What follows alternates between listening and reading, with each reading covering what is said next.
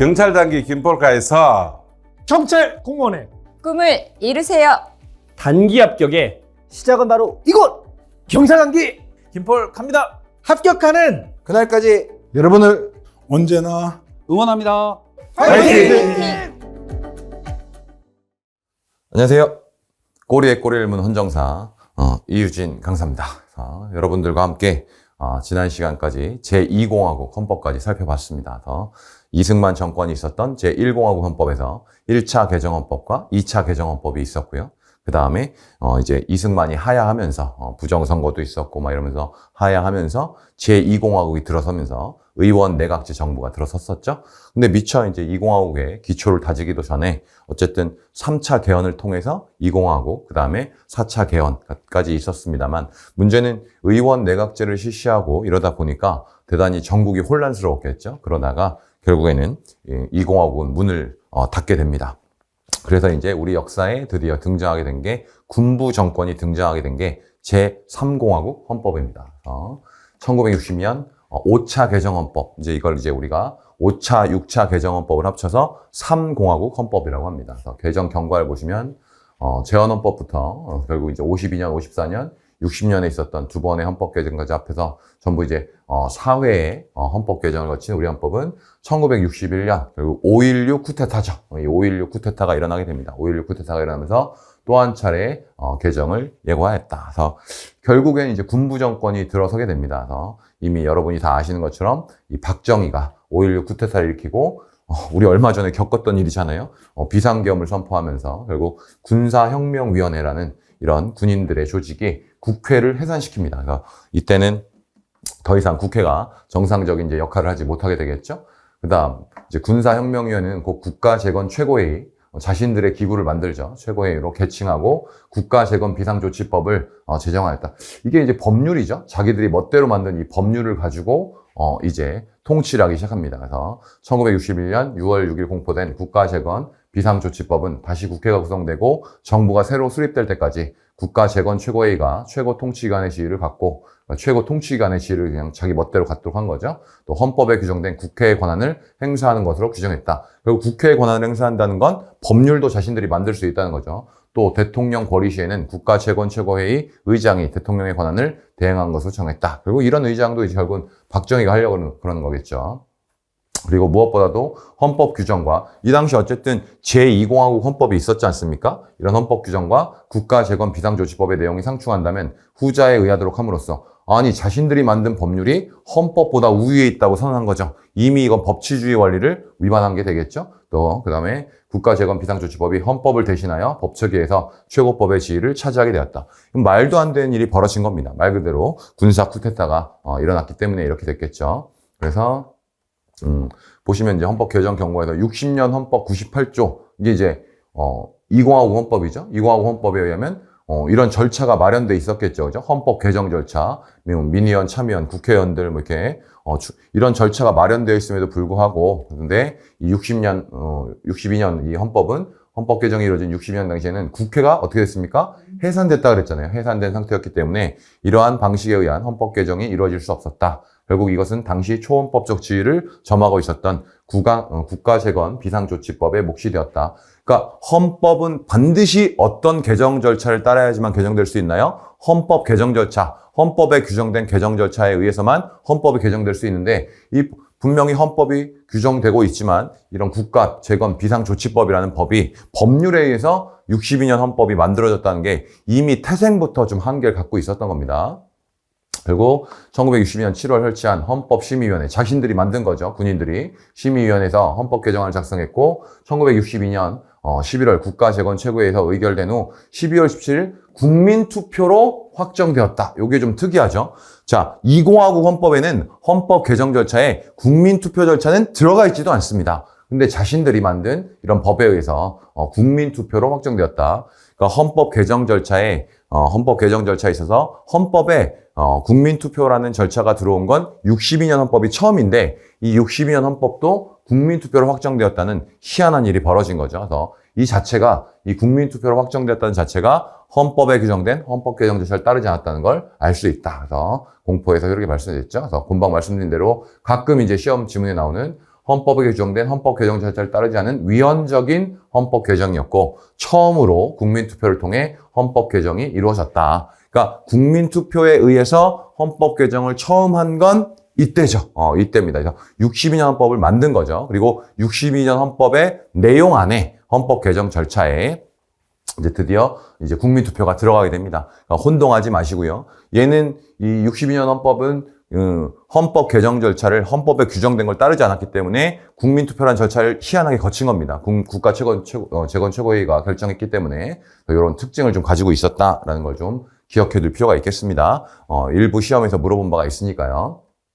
그 다음에 여러분이 다 아시는 거겠죠? 처음으로 헌법 전문을 개정했습니다. 이미 전에도 말씀드렸지만 5, 7, 8, 9차 개정 헌법에 요거 까먹으시면 안 되죠. 그러니까 헌법 전문을 처음으로 개정한 게 5차, 7차, 8차, 9차, 5, 7, 8, 9, 5, 7, 8, 9 까먹지 않도록 기억하셔야겠죠. 개정했습니다. 그래서 이때 이제 3.1운동의 숭고한 독립정신을 계승하고 자, 3.1운동, 기미 3.1운동 이건 이제 그 전에 이제 헌법 전문에서도 10하고 20하고 때도 일단 들어가 있었습니다만 드디어 4.19 의거와 5.16 혁명까지 들어갑니다. 쿠데타가 아니라 혁명이라고 썼겠죠, 당연히. 쿠데타라고 썼을 리는 없지 않습니까? 4.19 의거와 5.16 이게 들어갔다는 거죠. 이념에 입각하여 이 말이 들어갔다. 이런 것들은 당연히 재헌헌법부터 있었을 수는 없겠죠, 그죠? 4.19나 5.16이란 말을 표현하게 됩니다. 그래서 특히 이제 5.16 같은 것은 이제 군사 쿠데타 이런 표현은 이 7차 개정헌법까지 유지하겠죠. 박정희가 정권을 잡고 있던 시절까지 계속 유지가 됩니다. 그리고 1948년 7월 12일에 제정된 헌법을 이제 국민투표에서 개정한다 이렇게 되는데 우리가 이제 일부 교수님들이 좀 강조하는 부분이 있어요. 그래서 헌법 전문의 연도 표기 뭐 여러분 너무 당연하게 우리가 쓰고 있잖아요. 단기에서 서기로 변경했다. 그래서 이게 여러분이 이제 재헌헌법 전문을 보면 단기로 쓰고 있습니다. 단기로. 뭐, 단군 이래로 이렇게 쓰고 있는데, 4천 몇 년 막 이렇게 쓰고 있는데, 이때 서기로 썼다. 요게 변호사 시험, 모의고사라든지 이런 데서는 좀 물어본 바가 있습니다. 그래서 단기에서 서기로 변경된 게 5차 개정헌법이다. 헌법 전문을 처음 개정했던 5차 개정헌법에서 요걸 개정했다는 거죠. 그리고 일부 이제, 여러 이 헌법 개정에 대해서 다루고 있는 이 홈페이지나 사이트들에서 이런 표현을 좀 중요하게 생각하시는 분들이 있으니까 이것도 기억하시면 여러분 친구들은, 여러분 경쟁자들은 모르고 있는 내용을 하나 더 알고 가실 수도 있겠죠. 물론 이제 저와 함께 모의고사를 풀어보신 분이나 이런 분들은 이미 알고 계실 수 있겠습니다만 그 다음 보시면 이제 하나하나 좀 바뀐 부분들, 안 바뀐 부분들은 이제 볼 필요는 없으니까요. 그래서 5차 개정헌법 7조이랑 자, 정당 조항 자체는 분명히 언제 들어왔죠? 정당에 대해서 이제 특별한 보호를 하도록 하는 이런 조항은 2005학 때 들어왔습니다. 근데 지금하고 유사한 조항이 들어옵니다. 그래서 정당 설립은 자유이며 이제 기본권처럼 우리가 이제 들어오게 된 거죠. 그리고 복수 정당제는 보장된다. 이 제도적 보장이죠. 이건 이제 기본권으로 보고요. 이런 말이 처음으로 이제 들어오게 됩니다. 물론 헷갈리시면 안 돼요. 정당에 대한 조항이 처음 들어왔다는 게 아니라 이 정당 규정들이 이제 완비돼 가고 있는 거죠. 완비돼 가고 있다. 그리고 지금도 비슷하게 있는 정당 그 조직과 활동이 민주적이어야 하며 국민의 정치적 의사결정에 참여하는데 필요한 조직을 가져야 한다. 이런 말들이 들어오게 됩니다. 이런 말들이 이제 처음으로 들어오게 된다. 그래서 물론 20하고 헌법 때 정당 조항이 들어오면서 위헌정당 해산심판제도도 들어오고 했지만 이런 정당 설립의 자유, 복수정당제, 정당 조직과 활동에 대한 의무 이런 규정들은 이제 이때 1962년 헌법에서야 슬슬 들어오기 시작했다라는 거죠. 그다음에 사망의 정당은 국가의 보호를 받는다. 이건 이제 원래 있었던 거라서 제가 표시해 놓은 거죠. 그리고 정당의 목적이나 활동이 민주적 기본 질서에 위배될 때는 정부는 대법원에 그 해산을 제소할 수 있고 정당은 대법원의 판결에 의해서 해산된다. 자, 이 사망은 분명히 위헌정당 해산심판 제도잖아요. 그런데 20하국 때는 헌법재판소가 규정돼 있었단 말이에요. 정당 해산심판권은 헌법재판소에게 있었어요. 근데 이 3공화국 헌법, 62년 5차 개정헌법은 다시 한번 말씀드리겠지만 이 헌법재판소는 폐지가 됩니다. 헌법재판소를 없애버립니다. 그렇기 때문에 헌법재판소를 폐지했기 때문에 위헌정당 해산심판권을 대법원에 부여했다는 특징을 갖고 있어요. 그래서 좀 이따 보겠지만 위헌법률 심사권 같은 것도 대법원, 각급 법원 쪽으로 넘기게 됩니다. 그래서 이게 이제 헌재가 폐지되었다. 헌재가 폐지되었다. 분명히 이런 제도가 있었는데 특징적인 건 역시 바뀐 부분은 이 대법원에다가 이런 위헌정당 해산심판권을 부여했다는 점이 다르다는 거죠. 이런 거 놓치지 마시고 기억하고 계셔야겠고요. 네, 8조 보시면 자, 여러분이 이제 익숙한 조문이 하나 나오죠.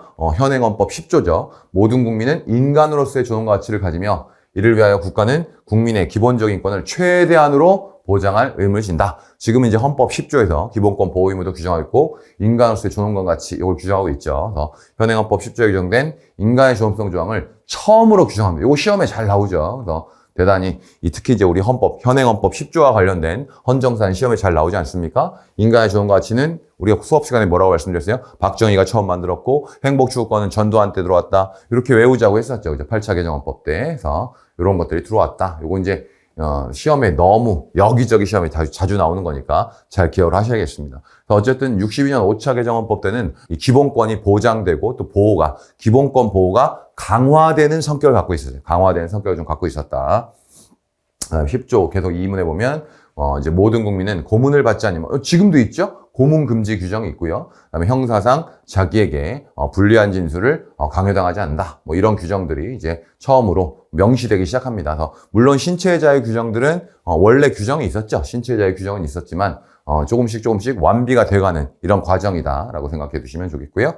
그다음에 물론 영장주의는 원래 규정은 있었습니다. 근데 체포, 구금, 수색, 압수에는 검찰관의 신청에 의해서 지금은 이제 검사라고 되어 있는데요. 그 당시 이제 검찰관의 신청에서 법관이 방부한 영장을 제시해야 한다. 영장주의죠. 영장주의 규정하면서 다만 현행범인 경우와 장기 3년 이상형에 해당하는 죄를 범하고 도피 또는 증거를 인명하며 있을 때는 사후영장의 예외도 규정하고 있죠. 근데 이거 장기 3년 이런 말들을 이제 처음 명시하기 시작합니다. 영장주의가 없었던 건 아닌데요. 영장주의가 규정이 있었지만 이렇게 명시하면서 등장하기 시작했다라는 거 한번 보시면 되겠고 그 다음에 10조 사항 보시면 누구든지 체포 구금을 받을 때는 즉시 변호인의 조력을 받을 권리를 가진다. 이건 원래 있었던 거죠. 변호인의 조력을 받을 권리는 이제 규정되어 있었는데 다만 법률이 정하는 경우에 형사 피고인이 스스로 변호인을 구할 수 없을 때는 국가가 변호인을 붙인다. 그래서 국선 변호인 제도를 처음으로 규정합니다. 지금도 그렇고 또 하나 기억할 건 이 피고인이죠. 피고인. 여러분 이제 같이 곁다리로 공부하셔야겠죠. 우리 헌법상으로는 이 국선 변호인의 조력을 받을 권리는 피고인의 권리로 규정돼 있고 우리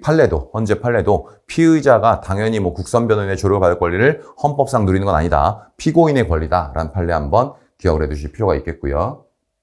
그 다음에 5항 누구든지 체포구금을 받을 때는 적부의 심사를 법원에 청구할 권리를 가진다. 그죠? 체포구속 적부심은 재헌헌법부터 있었던 거죠. 재헌헌법부터 있었고 유신헌법 때 사라졌다가 다시 이제 8차 개정헌법 때 부활하게 된 내용이 되고 그 다음에 이제 지금은 없는 내용인데 사인으로부터 신체의 자유의 불법한 침해를 받은 때에도 법률이 정한 바에서 구제를 법원에 청구를 할 권리가 있다. 지금은 이 규정은 없습니다. 그래서 요런 부분은 이제 현행법상으로는 이제 인신보호법이죠. 인신보호법에 의해서 좀 완비가 되고 있는 이런 영역인데 이때 헌법이 좀 이렇게 좀 기본권을 많이 강화하는 쪽으로 좀 가고 있었다는 거죠. 그 다음에 6항. 요게 지금도 있는 건데 처음 들어온 게 이때입니다. 요런 건 좀 한번 기억할 필요는 있겠죠. 그래서 피고인의 자백이 고문, 폭행, 협박, 구속의 부당한 장기화 또는 기만 기타의 방법에 의하여 자의로 진술된 것이 아니라고 인정될 때 또는 피고인이 자백이 그에게 불리한 유일한 증거인 때는 이를 유죄의 증거로 삼거나 이를 이유로 처벌할 수 없다. 지금도 우리 헌법 12조에 있죠. 규정이 있는데 이 책에 이제 앞쪽에서 말한 건 자백 배제 법칙이고 자백의 보강 법칙이 후단에서 말한 게 자백의 보강 법칙이죠. 근데 이게 처음으로 들어온 게 이때입니다. 그래서 62년 5차 개정헌법의 또 하나의 중요한 쟁점입니다. 그래서 얘도 잘 기억하셔야겠습니다. 시험에 은근히 물어볼 수 있는 부분이 되겠고요. 그 다음에 11조 2항 모든 국민은 소고입법에 의해서 참정권의 제한 또는 재산권의 박탈을 받지 않는다. 지금도 이 조문이 있잖아요. 근데 물론 이제 소고입법 금지원칙 이런 건 좀 규정이 돼 있었지만 이렇게 참정권의 제한, 재산권의 박탈 받지 않는다. 이런 게 처음으로 규정된 겁니다. 이것도 중요한 특징 중에 하나입니다. 62년 5차 개정헌법이 이 시험에 헌정사 시험 문제로 많이 나왔어요. 이때 여러 가지 기본권을 보호하고 보장하는 쪽으로 많이 갔기 때문에요. 이런 것들 잘 기억하시고 그 다음에 모든 국민은 거주의자의 자유를 가진다. 물론 거주의자의 자유 계속 인정되어 왔습니다. 근데 우리가 이제 전에도 말씀드린 것처럼 거주의자의 자유를 주거의 자유와 분리한 거, 이제 분리된 거, 요때가 처음이죠. 62년 5차 개정. 지금도 분리되어 있습니다만 1공화국, 2공화국 헌법 때는 주거의 자유와 한꺼번에 하나의 조문에서 같이 규정되어 있다가 이제 분리가 되었다라는 거 기억을 해둘 필요가 있겠고요. 그 다음에 얘도 시험에 너무너무 잘 나오는 문제죠. 시험에 많이 나오는 여기저기서 여러분이 기출문제 풀다 보면 지겹게 만나게 되는 문제. 모든 국민은 직업 선택의 자유를 가진다. 그래서 지금도 직업 선택의 자유라고 되어 있습니다. 우리가 물론 이 직업 선택의 자유로 되어 있지만 직업 수행의 자유를 포함하는 모든 직업의 자유에 대해서 포괄적으로 규정한 걸로 보고 있죠. 그래서 직업의 자유를 처음으로 헌법에 규정한 거. 요거는 필수죠. 필수. 너무 시험에 많이 나오는 거기 때문에 틀리시면 절대 안 되는 부분. 62년 헌법에서 가장 큰 특징 중에 하나다. 그 다음에 모든 국민은 주거에 침해받지 않는다. 주거의 자유. 아까 말한 대로 거주 이전의 자유와 주거의 자유를 분리해서 규정한 게 62년 헌법이고요. 그 전에 없었던 게 이게 추가됐죠. 지금 현행 헌법, 우리 중요한 판례하고도 연결되는 조문이죠. 주거에 대한 수행이나 압수에 대해서는 법관의 영장을 제시한다. 그래서 이 영장주의, 주거의 압수에 대한 영장주의를 처음으로 규정한 게 이때입니다. 여기는 처음 들어왔다는 거죠. 그러니까 주거의 자유를 처음 규정했다는 뜻이 아닙니다. 주거에 대한 압수수색에 대해서는 그러니까 사생활의 비밀 중에서도 비밀과 자유 중에서도 주거가 특수한 기본권의 성격을 갖고 있잖아요. 그래서 지금도 유지되고 있는 이런 영장주의다. 뭐 여러분이 알고 있는 판례가 있겠습니다만 여기 특히 이 조문에서는 이 지금도 그렇지만 영장주의 예외를 규정하고 있진 않죠. 주거의 자유에서는. 하지만 영장주의 예외까지도 허용될 수 있다. 이런 판례 입장 다시 한번 떠올려 보시기 바랍니다. 그 다음에 모든 국민은 종교의 자유를 가진다. 드디어 종교의 자유. 원래 근데 10하고 20호 헌법 때는요, 신앙의 자유라고 써 있었어요. 신앙의 자유. 근데 뭐 특별히 다른 건 아니죠. 근데 다만 종교란 명칭을 쓰기 시작하는 거죠. 그래서 우리가 보통 학문적으로 봤을 때는 신앙의 자유는 내심의 자유로 보기 때문에 이걸 좀 바꿔줬습니다. 종교의 자유로 표시한 게 또 이때다. 그리고 양심의 자유와 함께 규정되어 있던 것을 분리해서 규정했다. 요 정도는 기억을 하셔야겠죠. 분리된 게 두 가지가 나오는데 결국 분리해서 규정한 건 62년 5차 개정헌법이다. 이렇게 기억을 하시면 되겠습니다. 그리고 그 밑에 역시 양심의 자유 계속 규정이 있었죠. 네, 종교의 자유와 분리해서 규정했다. 이런 특징을 갖고 있는 거. 분리한 게 이때다. 따로따로 규정하기 시작했다라는 거 기억해 두셔야겠고요. 그 다음에 8조 모든 국민은 언론 출판의 자유와 집회 결사의 자유를 가진다. 그래서 뭐 당연히 지금도 21조에서 이렇게 같이 규정이 되어 있는데 언론 출판에 대한 허가나 검열과 집회 결사에 대한 허가는 인정되지 아니한다. 그죠? 이렇게 되어 있습니다. 그래서 요게 이제 사전 검열 금지 원칙, 사전 허가 금지 원칙 이렇게 되겠죠? 그래서 최근에도 많이 논란이 되고 있죠? 근데 지금 헌법에 없는 게 좀 있었어요. 요 부분을 파고드는 대학 교수님들이 계십니다. 요 부분을 낸 문제를 제가 확인해 봤습니다. 그래서 여러분이 아직 안 풀어보셨을 수도 있습니다만 공중도덕과 사회윤리를 위해서는 영화나 연예에 대한 검열을 할 수 있다. 자, 여러분 공부하실 때 사전검열 금지 원칙은 어떻게 공부합니까? 절대적 금지다. 사전허가 금지 원칙, 사전검열 금지 원칙, 내용에 대한 국가의 사전적 규제를 할 수 없다는 절대적 금지로 공부하잖아요. 공부하는데 이때는 영화나 연예에 대해서는 이거에 대해서는 이제 사전검열이 허용되는, 그러니까 이 사전검열 금지 원칙이 절대적 금지가 아니었죠. 요게 대단한 특징이죠. 여러분 잘 모르셨죠? 요 부분을 이 출제하시는 대학 교수님들을 제가 이제 문제 직접 풀어본 적이 있습니다. 그래서 요거 한번 기억해 두시죠. 그래서 역시 지금 이 강의를 듣고 계신 분만 알고 넘어갈 수 있는, 그냥 여러분 기존에 어떤 선생님 책을 봐도 잘 없는 이런 문제 조심하고 계셔야겠습니다. 요게 특징이었다는 거죠. 이제 그러다 보니까 이제 이 박정희 정권 때는 여러 가지 방송, 연예 이런 게 많이 위축이 되는 시대였던 것 같아요. 그 다음에 그 외에는 18조 이런 것들이 들어오죠. 이런 게 3항이나 5항이. 그 전에 이제 앞에서 우리가 봤던 내용, 이런 1항이라든지 사전 검열 금지 원칙 이런 것만 규정이 있다가 지금 헌법하고 비슷하게 신문이나 통신의 발행 시정 기준은 법률로 정할 수 있다. 법정주의가 이제 들어오기 시작하고요. 그다음에 5개 집회에 대해서는 그 시간과 장소에 관한 규제를 법률로 정할 수 있다. 이건 지금은 없는 거죠. 근데 5개 집회에 대해서는 통제를 하고 있지만, 그리고 이제 5항. 언론 출판 타인의 명예나 권리 또는 공중도덕이나 사회윤리를 침해해서는 안 된다. 자, 요게 이제 들어왔죠. 요게 지금도 있는 거죠. 5항은 지금도 있죠. 더 이러한 5항의 조문이 관련된 판례 중요한 거 있잖아요. 그죠? 중요한 거. 그래서 요렇게 이 5항 같은 요 내용이 이 표현의 자유의 보호 영역을 규정한 것은 아니다. 그러니까 표현의 자유의 제한의 한계를 규정한 거죠. 제한의 한계 같은 걸 규정한 거다. 요런 게 이제 처음 들어왔다. 한번 살펴보고요. 그 다음에 20조 1항. 모든 국민의 재산권은 보장된다. 그 내용과 관계는 법률로 정한다. 여기는 문제가 없죠. 그죠? 그래서 원래 있었던 부분, 재산권 행사는 공공권에 적합하도록 해야 한다. 재산권 행사의 사회적 귀속성 같은 거, 이런 건 별 문제 없습니다. 근데 이제 3항에서 우리가 봐야 될 것은 공공 필요에 의한 재산권의 수용, 사용 또는 제한은 법률로서 하되, 이걸 손실보상 규정이죠. 네. 여기 이때 요 말이 들어갑니다. 정당한 보상으로 규정하고 있었다. 상당한 보상이었는데 정당한 보상으로 규정이 됩니다. 물론 나중에 다시 또 상당한 보상으로 후퇴하는 이런 우리가 헌법을 보게 되겠지만 이게 정당한 보상이란 말 이때 들어왔네요. 상당한 보상이었다가 정당한 보상. 지금 헌법하고 유사하게 이렇게 규정이 되어 있었다라고 생각하시면 되겠고요. 그 다음에 24조 2항 군인 또는 군속이 아닌 국민은 대한민국 영역 안에서는 군사에 관한 간첩죄의 경우와 초병, 초소, 유해 음식물 공급, 포로에 관한 죄 중 법률이 정한 경우 및 비상계엄 또 나왔네요. 그죠? 비상계엄이 선포된 경우를 제외하고는 군법회의의 재판을 받지 아니한다. 군법회의가 군사법원이죠. 군사법원입니다. 그래서 일정한 군사범죄의 경우와 비상계엄의 선포시를 제외하고 일반인은 군사법원의 재판을 받지 아니할 것을 기본권으로 규정했다. 물론 이제 군법회의의 근거를 처음 들어온 건 아닙니다. 군법회의는 지난 헌법 규정에도 있었습니다만 이때 이제 우리가 지금 배우고 있는 조문하고 유사하게 이렇게 들어오기 시작한다는 거죠. 그리고 사망에서 모든 국민은 신속한 재판을 받을 권리를 가진다.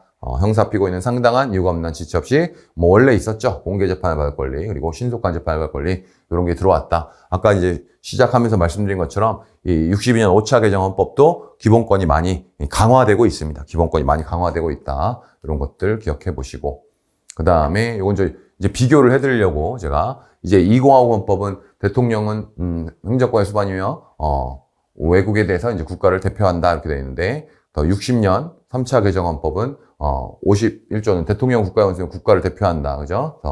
3차 개정 헌법은 의원 내각제 정포를 취하고 있어서 대통령은 더 이상 정부의 수반이 아니었다. 이 당시엔 그랬었죠. 다시 그랬죠. 그런데 문제는 이제 우리가 주의할 점은 62년 5차 개정 헌법은 의원 내각제에서 다시 대통령제로 바뀝니다. 의원 내각제였다가 2050에서 이게 대통령제로 바뀌게 됩니다. 대통령제로 바뀌게 된다. 대통령제로 이렇게 바뀌게 됩니다. 그래서 62년 헌법에서 이제 대통령이 다시 행정부의 수반으로 돌아가게 된다라는 걸 좀 기억하실 필요가 있겠고요. 그 다음에 27조 2항 모든 국민은 보호하는 어린이에게 초등교육을 받게 할 의무를 진다. 그래서 여러분이 주의할 점이죠. 그죠? 그래서 이 국민의 교육의 의무를 처음으로 헌법에 명시한 겁니다. 우리 이 공채 시험에도 나온 바 있습니다. 교육을 받을 권리는 제헌헌법부터 있었어요. 교육을 받을 권리는 제헌헌법부터 있었는데 이 교육을 제가 이제 올해 우리 아이들이 저희 쌍둥이 애들이 학교에 들어갑니다. 그럼 이때는 이제 제가 학교에 보내야 될 의무가 있겠죠. 이게 처음 명시되었다. 공채에 나왔는데 혹시 간부에 또 물어볼 수 있으니까 잘 기억해야 되고 교육의 자율성이나 정치적 중립성도 처음 규정하게 됩니다. 그 다음에 근로의 권리 여전히 규정이 있었는데 요런 말들이 들어가죠. 국가는 사회적 경제적 방법으로 근로자의 고용 증진에 노력해야 한다. 요런 말이 처음으로 들어오게 됩니다. 그냥 단순히 근로의 권리 차원이 아니라 국가의 의무를 이렇게 규정하게 되고요. 그리고 모든 국민은 근로의 의무를 진다. 근로의 의무라고 표현이 계속 있었고 국가는 근로의 의무의 내용과 조건을 민주주의 원칙에 따라 법률로 정한다. 이런 말이 이제 처음 들어오죠. 그래서 이런 거 민주주의 원칙에 따라 법률로 정한다. 근로의 의무에 대해서 이런 말이 처음 규정되었다. 나머지는 특별할 건 없었고요. 그 다음에 이제 근로 3권 관련해서 60년 헌법은 이제 과거 헌법이잖아요. 단결, 단체 교섭권, 단체 행동의 자유는 법률의 범위 내에서 보장된다. 그러니까 법률의 범위 내에서 이렇게 보장된다. 이렇게 하고 있었어요. 근데 이런 말을 뺍니다. 요런 걸 이제 개별적 법률 유보라고 하거든요. 개별적 법률 유보가 빠집니다. 빠지게 된다. 그래서 그냥 근로 조건의 향상을 위하여 이 말이 들어가죠. 근로 조건의 향상을 위하여라는 말이 들어왔고 자주적인 단결권, 단체 교섭권 및 단체 행동권을 가진다. 지금의 헌법과 같죠? 그래서 이렇게 좀 완비가 되기 시작했고 그리고 이제 처음으로 공무원인 근로자의 이제 그 근로 3권을 따로 규정합니다. 그래서 법률로 인정된 자를 제외하고는 이런 근로 3권을 가질 수 없다. 이렇게 지금하고 비슷하게 들어오게 됩니다. 그런데 이제 우리가 이제 우리 제헌헌법의 특징이었던 이익 분배 균정권이 삭제가 됩니다. 이것도 한번 기억해 보실 필요 있겠죠? 제헌헌법부터 2050 헌법까지 규정되어 있었는데 물론 실제 이익 분배 균정권이라는 게 시행된 적은 없습니다만 그리고 공무원의 근로상권 따로 규정했다. 이걸 기억하시고 법률유보 삭제했다. 그러니까 법률의 범위 내에서 그러니까 헌법이 직접 보호하는 게 아닌 것 같이 이렇게 규정되어 있던 게 바뀌게 되었다는 거 알아두실 필요 있겠습니다. 그다음에 얘도 중요하죠. 얘도 시험에 잘 나오는 쟁점. 우리 사회적 기본권에서 아주 열심히 하는 인간다운 생활할 권리는 이 1962년 5차 개정헌법에 처음으로 규정됩니다. 그러니까 물론 이제 그 전부터 사회적 기본권을 보호 안 한 건 아니죠. 우리 헌법이 사회적 기본권을 보호했지만 인간 단속할 권리를 명시한 건 처음이다 이거죠. 그리고 국가는 사회 보장, 복지죠, 복지 이런 증진에 노력해야 한다. 이런 규정이 이제 처음으로 들어왔다. 그래서 뭐 사망은 예전부터 있었던 거고요. 또 얘가 또 아까 우리 직업의 자유만큼이나 시험에 잘 나오는 이런 쟁점이다라는 거 잊지 마셔야겠습니다. 그다음에 31조 모든 국민은 혼인의 순결과 복원에 관해서 국가의 보호를 받는다. 그래서 이 처음에 재헌헌법서에 있었던 혼인의 남녀 동권 이게 삭제가 됩니다. 그래서 우리 상남자 박정희가 삭제하고 우리가 나중에 8차 개정헌법에 다시 이런 남녀 동권적 성격, 혼인의 이제 평등 이런 게 다시 규정이 됩니다. 그래서 이제 유신헌법까지는 이 남녀 동권 삭제가 된 거죠. 그다음에 뭐 이 부분은 뭐 그대로 있었던 거죠. 있었던 뭐 직업 공무원 제도라든지 이런 거인데 요 우리 시험에 나왔던 공무원의 파면 청구권이 삭제됩니다. 파면 청구권이 있었는데 뭐 삭제되었다. 이런 것도 한번 알아두시면 되겠고 그 다음에 통치구조 관련해서 국회의원 수는 150인 이상 200인 이하의 범위 안에서 법률로 정한다. 자 보세요. 150인 하한과 200인 이하 상한과 하한을 모두 헌법에 규정했던 헌법입니다. 그래서 요것도 종종 물어봅니다. 통치구조 관련해서 상한과 하한을 모두 규정했다. 우리는 지금 그냥 현행 헌법은 어떻죠? 200명 이상으로만 되어 있습니다. 200명 이상으로만 되어 있다. 그리고 국회의원 후보가 되려 하는 자는 소속 정당의 추천을 받아야 한다. 그래서 이 무소속 후보자는 입 후보를 못하도록 했습니다. 국회의원도 그렇고 대통령도 그렇고 무소속 후보는 추천을 받지 못하죠. 그래서 그러면서 같이 국회의원은 임기 중 당적을 이탈하거나 변경한 때 또는 소속 정당이 해산된 때는 그 자격이 상실된다. 다만 이제 예외로 합당 또는 제명으로 소속이 달라지는 경우에는 예외로 한다. 상실되지 않는다. 그래서 요것도 시험에 잘 나오는 내용들이잖아요. 그죠? 극단적 정당 국가 경영을 갖고 있었다. 요것도 30 헌법의 특징입니다. 무소속이 아니라 정당제 민주주의를 실현하기 위해서 이런 것들이 좀 규정돼 있었다. 그러니까 지금은 없죠. 지금은 없고요. 이런 것들이 이제 나중에 없어지게 되는데 요때 특징이다라는 걸 좀 기억을 하셔야겠고요. 그다음에 국회의원은 대통령, 국무총리, 국무위원, 지방의원, 기타 법률이 정하는 공사의 직을 겸할 수 없었다. 여기서 이제 이걸 쓰는 건 이제 과거에는 국회가 양원제였는데 단원제다 이거죠. 단원제. 그리고 대통령제로 옵니다. 대통령제. 정부 형태를 채택했다. 대통령제 정부 형태를 채택했다. 그러니까 요게 특징이 뭐냐면 겸할 수 없도록 했기 때문에 의원 내각제는 이런 국회의원이나 이런 걸 다 겸직이 가능한 이런 영역이 있었어요. 그래서 요게 이제 특징이다. 국회를 단원제로 했고 의원 내각제를 포기했다 이거죠. 의원 내각제를 포기했다. 이런 점을 좀 기억하실 필요가 있겠고요. 그 다음에 우리 이제 공채에서 요 조문을 좀 물어봤었죠. 국회는 요 우리 두 문자 딴 거 있죠. 그죠? 그래서 같이 공부했던 분들은 상전, 직항, 주강, 재임 뭐 이렇게 해서 지금하고 좀 다르다는 걸 알아두면 되겠습니다. 그래서 국회의 동의권이죠. 국회의 동의권인데 제가 이 표시한 대로 어업조약이라든지 외국 군대의 지위에 관한 조약 요런 표현은 없습니다. 그래서 지금은 이제 다른 표현을 쓰고 있죠. 특히 이 변호사 시험 모의고사의 특징으로 나왔던 게 이 어업조약을 껴넣으면 틀린 질문이 됩니다. 그리고 지금하고 좀 다른 건 이 통상조약이라고 되어 있죠. 통상조약이라고 여기 되어 있는 부분도 우호통상 항해조약 뭐 이렇게 되어 있는데 지금하고 좀 다른 부분이 있다. 한번 확인해 주십시오. 있겠죠. 그래서 또 요거는 뭐 지금도 있는 내용이 되겠습니다. 그래서 지금은 이게 있으니까 사실 이게 필요 없어서 없앤 것 같아요. 그래서 요게 그래도 한번 우리 공채 시험에서 지금으로 따지면 헌법 60조죠. 60조 1항 이런 쪽이 나왔기 때문에 어업조약 같은 말이 들어가면 안 된다라는 거 한 번 더 기억해 주시면 좋겠고요. 그 다음에 국회는 국무총리 또는 국무위원회 해임을 대통령에게 건의할 수 있었다. 그래서 요것도 하나의 특징입니다. 해임 건의권을 부여했고 그다음에 3항에 보시면 1항과 2항에 의한 건의가 있을 때는 대통령은 특별한 사유가 없는 한 이에 응하여야 한다. 따르도록 하고 있었다. 그래서 요 해임 건의권 요것도 은근히 시험에 잘 나오는 부분입니다. 30 헌법에. 그러니까 대통령이 이때는 독재 대통령이 되려다 그랬던 의도를 가졌던 건 아닙니다. 이때까지는 아직 멀쩡했어요. 그래서 이런 해임 건의권이 있었고 또 응하도록 하고 있었다. 이것도 대단히 특징적인 거기 때문에 지금하고 또 다른 거니까 알아두실 필요 있겠죠. 그 다음에 탄핵 사건을 심판하기 위해서 탄핵 심판위원회를 둔다. 재헌헌법 때는 탄핵재판소라고 했었죠. 근데 여기는 탄핵심판위원회입니다. 그래서 이때 이제 헌법재판소를 폐지했기 때문에 탄핵심판을 해서 따로 탄핵심판위원회를 두었다. 그래서 이게 특징이죠, 특징. 그리고 그 다음에 이제 여기는 대법원장을 위원장으로 하고 대법원 판사, 국회의원 뭐 이렇게 특이하게 규정돼 있었습니다. 그래서 이게 이제 헌법재판소 제도하고는 좀 많이 다르죠. 지금하고 비슷한 건 이제 6인 이상의 찬성 이런 말을 좀 하고 있는 것 정도겠죠. 탄핵 심판위원회를 따로 두고 있었다. 탄핵 심판위에 따로 두고 있었다. 좀 여력이 있는 부분은 대법원장이 위원장이었다. 이런 것까지 기억해 주시면 좀 좋을 것 같네요. 그다음에 아까 얼핏 말했던 행정권은 대통령을 수반으로 하는 정부에 속한다. 이제 대통령을 수반으로 하는 정부에 속한다. 이렇게 된 거죠. 그래서 이제 대통령이 정부 수반으로 돌아옵니다. 그래서 대통령이 정부의 수반으로서 다시 규정되었다. 그래서 아까 말한 대로 의원 내각제에서는 이게 정부 수반이 아니었던 거죠. 이런 점이 대통령제로 돌아온 걸 뜻하게 된다는 거 알아두면 되겠고요. 그리고 중요한 건 또 뭐죠? 우리가 2공화국 의원 내각제에서는 대통령은 그렇게 중요한 존재가 아니잖아요. 그래서 간선하고 있었는데 다시 직선제로 돌아옵니다. 그래서 대통령은 국민의 보평직비에 의해서 선출한다. 그런 거. 그래서 드디어 이제 직선제로 다시 직선제 대통령제가 규정이 되고요.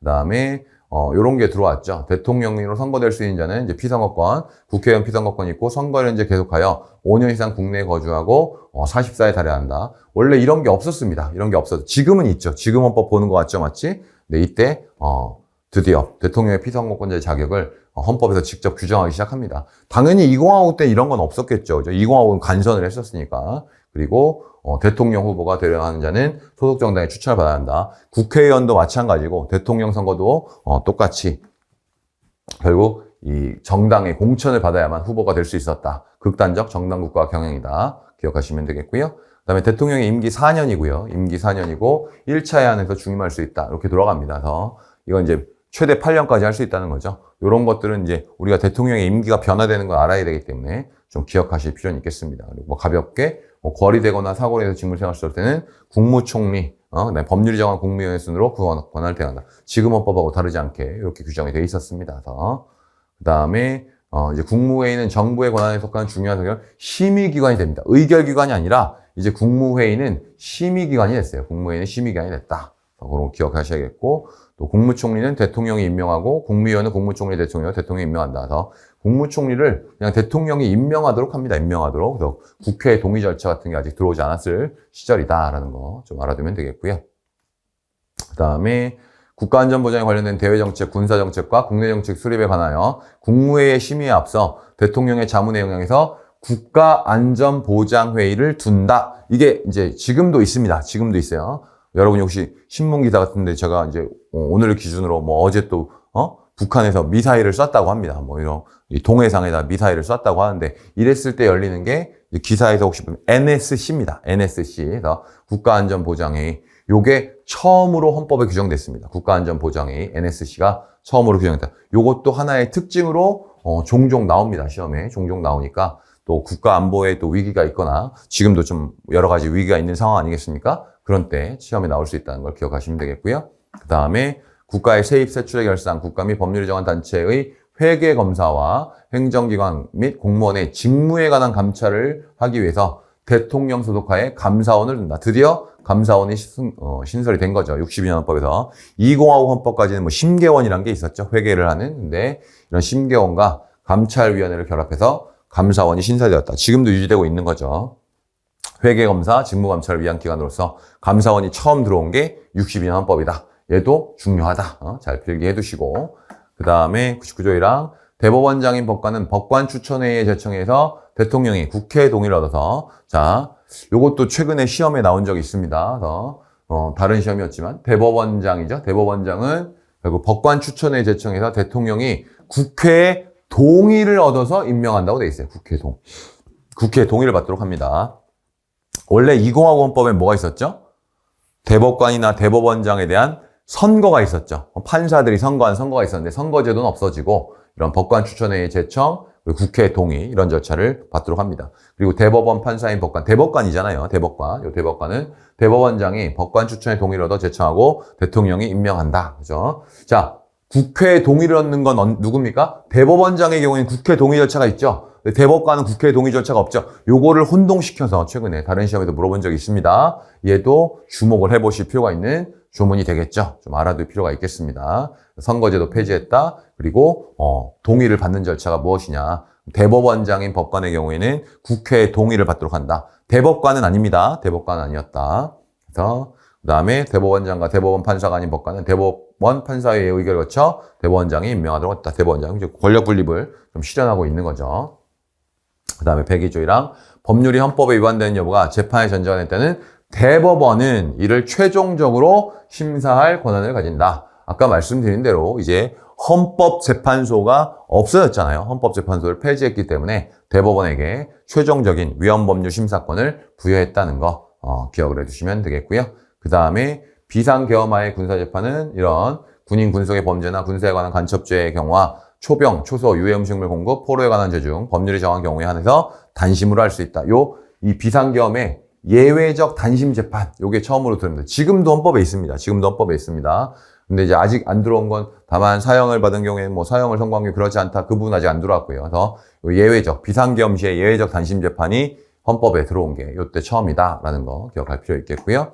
그 다음에 이제 규정을 이제 보시면 이거 뭐 선관위, 지금도 한참 시끄러운 선관위죠. 중앙선관위는 이미 전에 들어왔었죠. 3차 개정헌법 때 들어왔었죠. 근데 여기 헌법에 처음 들어온 게 각급 선관위입니다. 각급 선관위. 여러분이 함정으로 넘어가면 안 되는 거였죠.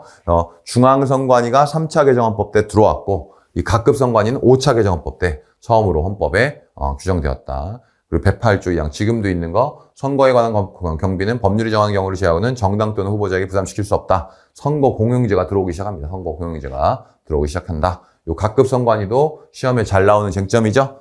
요런 건 놓치시면 안 되는 부분이 되겠고요. 그 다음에 드디어 이제 좀 바뀌게 되죠. 대한민국의 경제 일서는 개인의 경제상의 자유와 창의를 존중함을 기본으로 한다. 지금 헌법하고 똑같은데 이 말이 처음으로 들어옵니다. 이걸 이제 기본으로 한다. 이게 원칙이 아니었죠? 우리가 이제 자유시장 경제 일서 원칙이 아니었다가 이제 조문이 바뀌게 되는 거죠. 그리고 경제에 관한 규제와 조정을 한다. 드디어 이제 지금 헌법하고 비슷하게 바뀐 게 이때입니다. 그 전까지는 계획경제 위주로 가고 있었다면 자유시장 경제 이런 걸 이제 천명 선언하기 시작했다. 이것도 중요한 쟁점이 될 테고요. 그 다음에 아까 봤었지만 그죠? NSC가 들어왔다고 했잖아요. 근데 경제과학심의회 요것도 들어왔다. 요것도 같이 좀 한번 알아두세요. 경제과학심의회. 물론 이제 자문기관에 불과하죠. 자문기관에 불과하지만 요것도 처음으로 들어왔습니다. NSC와 함께 들어왔던 이런 헌법이 되겠죠. 헌법 조문이 되겠죠. 이렇게 보시면 되겠고, 그 다음에 이제 헌법 개정 절차를 마지막 쪽으로 보면, 이때 보면 국회 제적의원 3분의 1 이상 또는 국회의원 선거권자 50만. 그러니까 국회의원 선거권자 50만인 거 보니까 어때요? 우리 알고 있는 대로 국민 발안제는 유지되고 있죠. 그런데 이때가 대통령이 헌법 개정 제한권이 없었던 때입니다. 이것도 중요하죠. 대통령은 지문에서 많이 나와요. 그죠? 제헌헌법부터 현행헌법까지 대통령은 항상 헌법 개정 제한권을 가지고 있었다. 이러면 틀린 지문이 됩니다. 틀린 지문이 된다. 그리고 나머지 보시면 되고, 그 다음에 드디어 이제 요게 들어온 거죠. 지금하고 비슷한. 그 전까지는 헌법 개정 절차에 국민투표가 없었죠. 그죠? 그 유시민의 국민투표에 붙여 국회의원 선거자 과반수의 투표와 투표자 과반수의 찬성을 얻어야 한다. 이거 아주 중요한 내용이 되겠죠. 그래서 얘도 중요하지만 얘는 뭐 더 중요하겠죠. 결국 이 국민투표제를 이제 들어옵니다. 헌법 개정 절차에 처음으로 국민투표제도가 규정된 건 62년 5차 개정헌법이다. 너무나 지겹게 나오는 이 빈출 주제가 되겠습니다. 빈출 주제가 되겠다. 하고 기억하시면 되겠고요. 그 다음에 부칙에 또 특별한 놈이 하나 있었어요. 그래서 뭐 4조 요건데요. 특수범죄 처벌에 관한 특별법, 부정선거 관련자 처벌법, 정치활동 정화법 및 부정축제 처리법과 이에 관련되는 법률은 그 효력을 지속하며 이에 대해서는 이의를 할 수 없다. 이렇게 말했어요. 그래서 게다가 이제 법률을 바꿀 수 없다. 이렇게 정치활동 정화법 및 부정축제 처리법. 그러니까 소위 말하는 이제 1공화국부터 쭉 이어져 왔던 정치 깡패라든지 이런 사람들을 처벌하는 법들, 부정축제한 사람들. 그러니까 1공화국이 끝나고 2공화국이 들어선 이유는 과거에 이 적폐를 청사해달라는 게 국민들의 목소리였겠죠. 근데 그런 걸 못했기 때문에 이렇게 하고 있었다. 이것도 이제 문제가 좀 있었는데 좀 알아두실 필요는 있겠고요. 그 다음에 빈출 주제, 그죠? 아까 말한 대로 이제 우리가 여러 개 너무 많은 걸 봤잖아요. 정리해 드리는 겁니다. 처음으로 헌법 전문 개정했다. 5789죠. 4.19, 1992년 명시했다. 대통령제 정부의 형태였다. 직선제, 4년제 1차 중임 허용했다. 국회는 단원제로 돌아갔다. 그리고 대통령과 국회의원의 입후보에 소속 정당의 추천을 요구하게 했다. 이거 극단적 정당 국가 경향 요거 잘 나온다고 했었죠. 헌재 폐지했다. 위헌법률심사권 대법원에 부여했다. 탄핵 심판위원회가 등장했다. 아주 자주 나오는 것들. 그 다음에 대법원장은 법관 추천에 지정한 국회의 동의를 얻도록 했다. 이것도 중요하다고 말씀드렸죠. 그리고 헌법 개정에 국민투표제가 도입되었다. 워낙에 쟁점이 많고 여기 지금 우리가 빈출 주제라는 건 시험에 여러 번 나왔던 거란 얘기죠. 또 있습니다. 아까 말한 대로 경제과학 심의회를 주었다. 그 다음에 국가안전보장행위 다시 한번 기억해 두시고요. 감사원 설치 너무나 중요하죠. 인간의 존엄성 조항 들어왔죠. 직업의 자유 가장 대표적인 거 인간다운 생활권 요런 거 절대 까먹으면 안 되고 고문금지, 자백배제법칙, 자유보항법칙, 진술거부권 요런 게 신설됐고 근로자의 이익분배균형권이 삭제됐습니다. 그리고 아까 봤던 요런 내용까지도 그죠? 요런 것들은 여러분이 캡처를 하신다든지 뭐 필기해서 좀 보시면 좋을 것 같아요. 그래서 빈출 주제 잘 정리해 두시면 되겠고요. 그 다음에 이제 3공화국이라고 하면 우리가 69년까지를 다 포함하게 됩니다. 그래서 보시면 69년 이제 6차 개정헌법. 내용이 별로 없기 때문에 시험에 많이 나오진 않습니다. 근데 이제 박정희 대통령이 3선. 아까 바로 전에 어땠죠? 4년 임기에 1차 중임이었잖아요. 근데 8년은 금방 간다는 거죠. 한 번 더 해먹으려고 합니다. 그래서 당시 여당인 민주공화당은 헌법 개정을 추진했고, 야당은 이제 범국민 투쟁위원회를 열었고, 대학가에서도 장기 집권에 반대하는 대대적 시위가 있었습니다. 근데 결국 새벽에 날치기 통과하죠. 여당 의원들만으로 국회 제3별관에 모여서 기명투표로 개헌안을 반칙 처리하게 됐고 공포가 됩니다. 그럼 도대체 뭘 하려고 한 거냐? 요거 이제 이 6차 개정헌법은 3선 개헌이라고 합니다. 2번까지 대통령 했는데 한 번 더 해먹기 위한 거죠. 그래서 일단 좀 정권을 유지하기 위해서 150인 이상, 250인 이하에 해서 요거 이제 국회의원 정수를 일단 늘립니다. 일단 늘렸다. 요것도 그렇게 중요하진 않은데 좀 놓치는 분들이 많으니까 좀 알아둘 필요 있겠고요. 그 다음에 대통령에 대한 탄핵소추는 국회의원 50 이상의 발의와 재적의원 3분의 2 이상의 찬성이 있어야 한다. 요거는 가끔 나오는 시험 문제 있습니다. 대통령의 탄핵소추 요건을 강화를 시킵니다. 강화를 시키면서 탄핵을 좀 어렵게 했다는 얘기죠. 탄핵을 좀 어렵게 했다. 핵심은 여기 있었죠. 그래서 대통령의 계속 재임은 3기로 갑니다. 3기에 한다. 3기. 요것도 시험에 잘 나오는 쟁점입니다. 그러니까 이 6차 개정헌법이 3선 개헌이라고 했잖아요. 그리고 국회의원은 법률이 정하는 공사의직을 겸할 수 없다. 근데 국무위원 아까 뭐 이렇게 막 쭉쭉 써 있었잖아요. 근데 겸직을 허용합니다. 그래서 법률이 정하는 공사의직만 겸할 수 없을 뿐이지 국무위원 같은 거 못하게 한다고 한 게 아니죠. 그래서 겸직 허용의 내용으로 종종 나오게 됩니다. 그래서 자 빈출 주제 아까 말씀드린 대로 대통령의 재임을 3기로 했다. 그 다음엔 요거까지 한번 기억해 보시면 좋겠고요. 겸직 허용. 그러니까 얘랑 얘는 꼭 잘 알아두시고 얘도 알아두시는데 얘는 좀 곁다리입니다. 곁다리. 그래서 요 세 가지는 좀 알아두실 필요가 있겠습니다. 그래서 얘랑 얘가 제일 중요해요. 여기서는 얘가 탄핵소추를 좀 어렵게 했다. 여기까지가 중요하게 되겠습니다. 이렇게 해서 이제 제3공화국이 이 69년 헌법에 의해서 이 박정희가 3선에 성공합니다. 3선에 성공하는데 다음 시간에 말씀드리겠지만 매우 힘들게 3선에 성공했기 때문에 이제 결국 유신헌법으로 가게 됩니다. 다음에는 4공화국, 유신헌법, 그리고 5공화국, 전두환 정권에 대한 얘기를 한번 해봅시다. 감사합니다.